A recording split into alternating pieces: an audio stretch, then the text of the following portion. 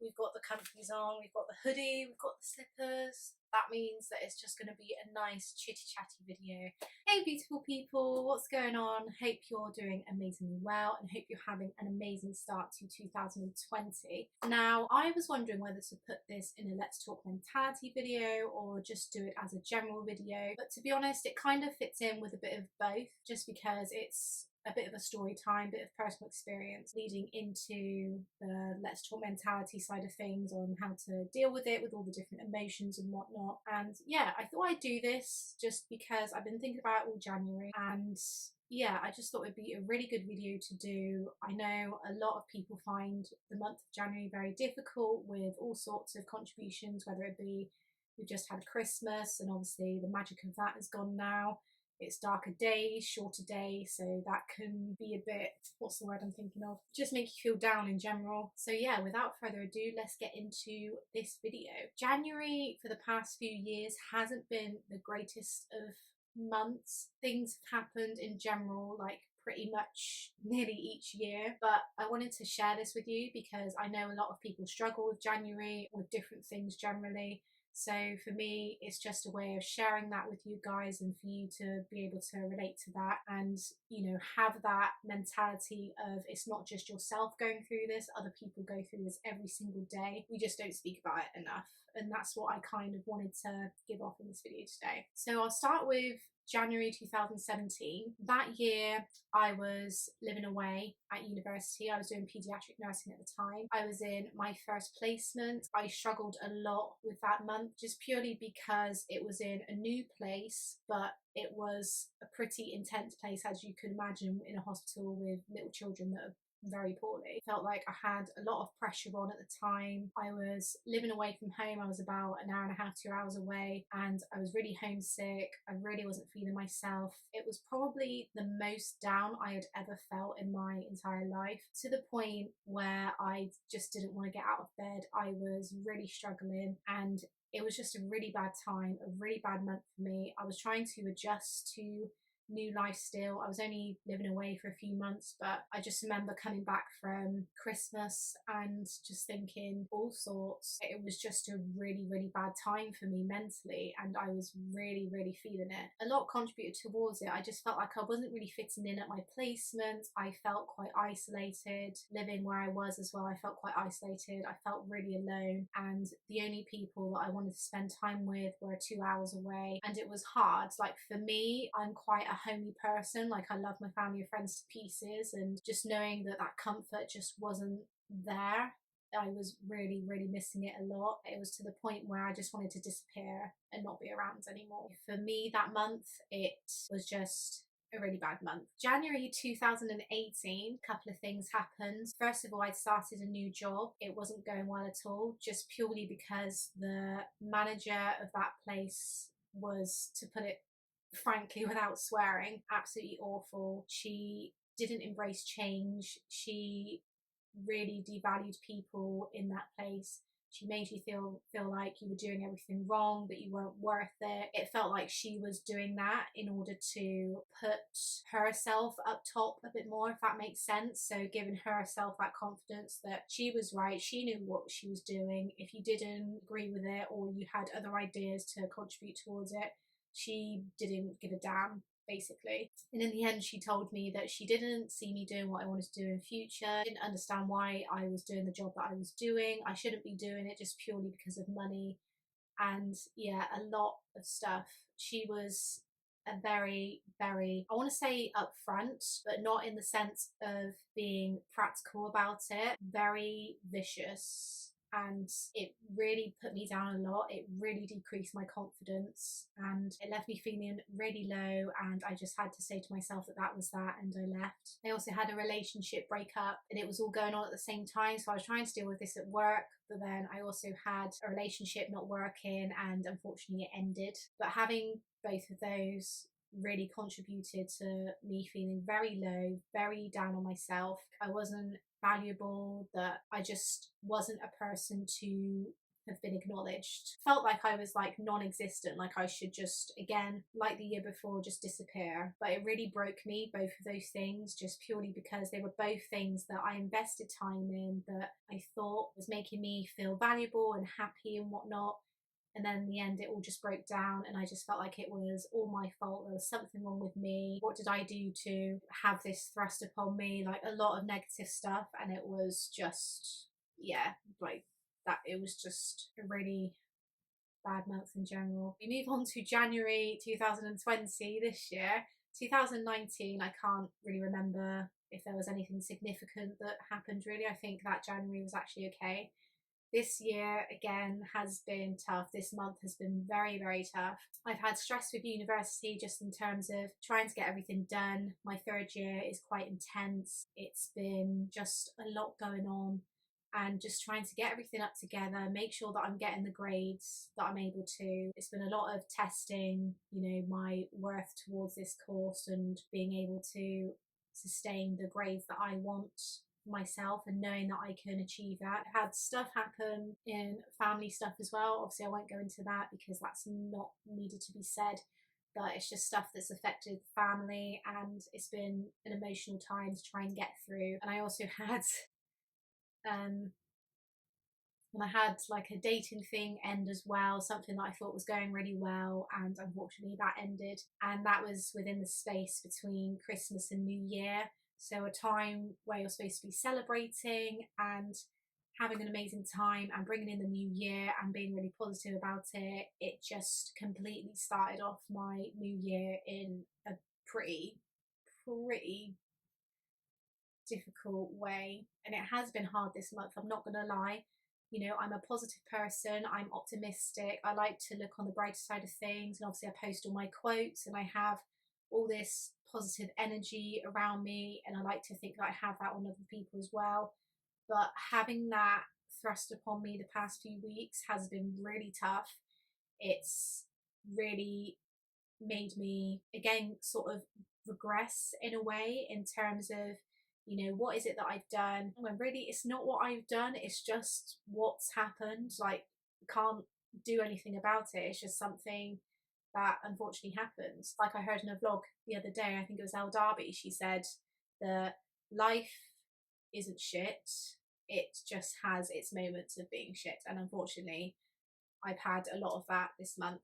But it's come to the point where I really want to look at life in a different way, look at myself in a different way, and really think about all these things. But I also want to, you know, give advice to you guys on what it is that I've done that's helped me overcome all these things that have happened in January. Because as it is as a month, it's not the greatest month, with obviously Christmas having gone by, some people not having enough money, and obviously it's a long month to be waiting for payday. It's dark, it's cold, you know, shorter days in terms of it being bright, and it's like lack of motivation as well. Like having all of these things happen, obviously it demotivates you on doing the things that you would normally do that make you feel amazing and better in that, but sometimes you just don't want to do it. And that's kind of what's happened with me, not just this month, but with the previous times as well. It's been difficult, without a doubt, but I've got to the point now where, yes, I still have days where I still feel pretty bad, but I'm having more positive days and more optimistic days. I posted something, I think it was last Sunday, and it was an amazing post just purely because it was the first moment after all that stuff happened this year that I felt like myself. And I felt the most confident, powerful, amazing, badassy, sassy Soph that I know that I love deep down, and I know that other people around me know and love. And I just wanted to create that post because it was an amazing opportunity to show people that you can get back to your normal self and you can feel positive again after really bad things happen to you. I know sometimes at the time it doesn't feel like you can get to that place, but once you do get to that place, you feel so amazing. And if you can, like, document it, like take a photo of it, write it down in a diary, tell somebody, like just have that somewhere so you can look back on it and think, I got to that moment myself, I proved to myself that I was able to do that. You will literally feel so unstoppable that the more times that it happens to you, the more self-belief you have that you will overcome it. So there's a few things well, actually there's several things that I've done when these difficult times have happened, and I thought I would share with you what I do to beat the January blues, as I've titled this video. One of the first things I've done is I started building my social calendar back up again. So I've got in contact with friends, family, anybody you know, and started making plans, whether that be nights in on games night, whether that's drinks, a night out for a little dance, because that's just the type of person I am. I love dancing, especially on a night out. I just feel amazing for it. Having all of that in your social calendar just makes you so positive towards what's coming ahead and all the things that you've got to look forward to. At the time, you probably might feel like that you don't want to do anything. You might just want to sit at home and just not talk to anybody or just watch TV, but have somebody over to watch TV with. You don't have to necessarily go out anywhere, but even having that company with you is an opportunity for that to happen, if that makes sense. So it's just taking those little steps and really thinking about what you want to do, places you want to visit, or things you've always wanted to try but haven't done yet. Once your social calendar builds, you're going to be so busy knowing that you have a purpose. It's just going to make you feel so much better and gives you a positive outlook on things and a positive outlook on life, and just gets you driven and motivated to just keep tackling each day. And that leads me on to having goals as well, having things to look towards, having things to do in the meantime. It just gives you, again, that sense of purpose and that motivation to do these things that you know are going to benefit you and are helping you to be the best version of yourself possible. I've got quite a few this month. I've got things like drinking water, I've got completing a training plan which lasts until I go on holiday in March, which so far is being really good. I've got reading a whole book before the end of the month. Not doing so well on that one, but it's a goal. I've still got, I think, 2 weeks left-ish, so that's a positive. But yeah, just having things that will help you in the long run and really build you up to be the best version of yourself possible. Like, again, it just gives you motivation and purpose and that sense of drive, and definitely do what sets your soul on fire, and make them realistic as well. Like, don't say I'm going to lose 2 stone in 1 month, because 1, it's not realistic. 2, you're gonna be breaking yourself to try and get it done, and when you don't get it done, you're gonna feel really bad about yourself, and it just takes away the whole purpose of setting those goals in the first place. So for example, if you're somebody that's looking to lose weight or tone up, maybe think about, first of all, drinking more water each day, or starting a new exercise regime. So start thinking you're going to exercise 2 times a week, for example, for 45 minutes. Things that are realistic enough but challenging enough for you, so that when you do get those challenges and reach them, you're going to feel absolutely amazing and unstoppable and just incredible, which is the way you deserve to feel.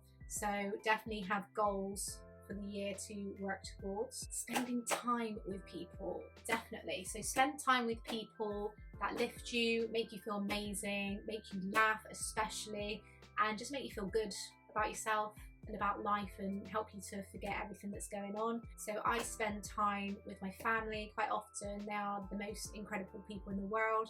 I make plans with friends. Recently, me and a couple of friends have started doing weekly calls just to check in and make sure that we're all doing all right. And we end up talking for about 1.5 hours, sometimes 2 hours. But for me, it lifts me up so much, and especially like on a Sunday as well, before you've got to work the next day, you just build yourself up and just have a more positive light on things. So something that's always good in January is to start a new hobby. Definitely find something that you've always wanted to try but have always maybe been a bit too nervous to do. I know January is obviously the time when people want to try and get fit for the year, so maybe look at different options of getting fit. Obviously you've got the gym, you've got dance classes like Zumba, you've got sporting activities. There's different things around, and there's so many things around nowadays that you can do. Yoga, that's always an amazing one to do. Pilates is really good to do for fitness as well. Maybe more crafty things like crocheting, knitting, sewing, things like that. Cooking as well, that's always good. I've just started cooking. I've cooked a couple of meals the past couple of weeks for my family, and it's actually been really good. I've really enjoyed doing it, and it just gives me that sense of pride knowing that I did that. And yeah, it's a really good start. Maybe read a new book That's always a good one to do. Listing things down that you're appreciative and feeling grateful for every day. I've started to list 3 things every day. I put them in a little journal, just things that you feel grateful for, makes you appreciative of what you have, what's already in your life, what gives you that sense of purpose and makes you feel good and things like that. So it could be anything from your health, having, your family around. It's just so important to list them or journal them in somewhere, just so you can always look back on them and you've always got that reference of how has this helped me, making you value life for what it has to offer you for in the moment rather than thinking too far ahead. Because I know sometimes we can think that we must have this, or I know social media can play a part in making you feel like that you have to have these things. If you don't, then you need to have them, but you don't. Like, social media is such a visual snippet of happiness that people have going on. Like, it's not every single minute of every day. Really, definitely think about the things that you're grateful for and that you really value that's part of your life. Music and films. Music has played such an amazing part in, I can't even say probably all my life, in terms of lifting me up and making me feel amazing. I have specific playlists now that I play. So I have a sassy safe playlist, I have a night out anthems, girls night, a feel good empowerment, FURB one, which I'm sure you can figure out, but just things that make you feel so amazing, so empowered and so sassy and badassy, like things that will put you in that element of, oh wow, I feel amazing, this song did that for me. I listen to things like Little Mix quite often. They are amazing for helping me do that. Really like girly groups and singers. I tend to listen to Zara Larsson, I listen to Beyonce, I have on my playlist. Sometimes with things with my payback ones where I feel a bit like I will come back from this. I have Imagine Dragons on there, Believer. I've got Marilyn Manson on there, just different things that relate to different moods and help me when I'm in those different moods. They are amazing. And obviously feel-good films are great to watch. They are amazing in taking you away from something for a bit and putting things into perspective, making you forget about things, and watching something else for a while, like you're engrossed in something else, like taking time away from something and then coming back to things a bit later when you're feeling a bit more relaxed and refreshed and whatnot. So definitely music and films have really helped. Also self-development stuff, so reading books. You can get audio books, listen to podcasts. If you're not somebody that enjoys those type of things, I know for a start I wasn't, so I started listening to podcasts where I knew people that were doing them. I don't know if you've heard of Jess Wright. She was on The Only Way is Essex years and years ago, but I started listening to a podcast a few weeks ago with her and 2 of her, I think it was really good friends, and that was quite a nice uplifting one to listen to. There's a range of podcasts. Reading a book, especially before bedtime, just relaxes your brain, it makes you feel tired, and it really helps if you're somebody that finds getting to sleep really tricky. And last ones, which is something that I know a lot of you probably know about me, that I love about myself, that I do, is exercise. I love fitness. I've grown to love it over the years. It's an amazing feeling once I've done a workout and knowing that I've done something for my body, but think of it as something amazing for your body and something that's going to make it healthy, not something that's a chore. Exercise shouldn't be a chore. It should be something that you enjoy doing, that takes time out of your home life, gives you that sense of this is you time, this is something for you to focus on. So it could be the gym, Zumba I've done previously and absolutely loved it. You just feel like that you're dancing the whole time. And I do pole fitness. Obviously I've been doing that for 9 months. I've been doing that, and that is amazing. That's done a lot for my mentality and strength and physicality. It's just a great way to obviously meet new people as well, gain more confidence. I think it's just so important to find an exercise that you really enjoy, that you know is good for your body. Even things like swimming, where it's just relaxing, just do a few lengths. It just takes time away from things that are going on and just helps you push through all the stuff, and you remember why you're doing it and you're doing it for you. That's pretty much it, actually. That's all that I've done in the past few years to really help me through January. It's such a hard month, and well done for getting this far. We are mid-January already and you're doing so well. We're nearly at the end, and once you've got through this month, you'll be able to get through all the other months without any doubt at all. I believe in you. If I can do it, you can do it. So thank you very much for watching. Hope you enjoyed this video. Give it a massive thumbs up, comment down below, and of course subscribe if you enjoyed it. And I will be doing more videos this year. Sorry it's been a while, but it's just been a bit of a tough time. But you'll have them. I'm ready to be back and be filming and to be doing more of these videos for you guys. And yeah, so thank you for watching, and I hope to see you again very soon. Take care.